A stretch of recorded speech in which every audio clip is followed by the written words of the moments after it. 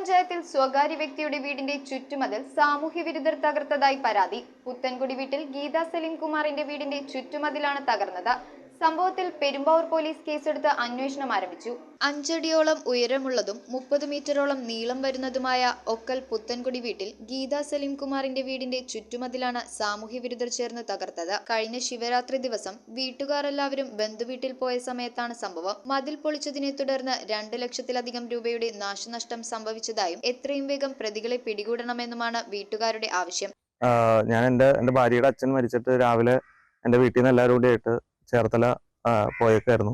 അപ്പൊ ഇവിടെ വന്നു കഴിഞ്ഞപ്പോഴാണ് ഇതിന്റെ തീവ്രത നമ്മൾ മനസ്സിലാക്കിയത്. ഈ മതില് ഇപ്പത്തെ ഒരു നഷ്ടം വെച്ചിട്ട് 2 ലക്ഷം രൂപന് മുകളിൽ ഇതിന് പണി ചെയ്യാനായിട്ട് തന്നെ വരും.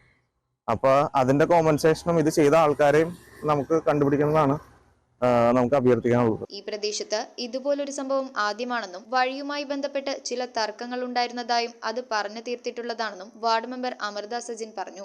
ഈ വഴിയായി ബന്ധപ്പെട്ട് ഒരു പരാതി പഞ്ചായത്തിൽ നിലവിൽ ഉള്ളതാണ്. നമ്മൾ 2 പ്രാവശ്യം ഹിയറിംഗ് വെപ്പിച്ച് അതിനൊരു പരിഹാര മാർഗം കണ്ടെത്തി കൊടുത്തിട്ടുള്ളതാണ്.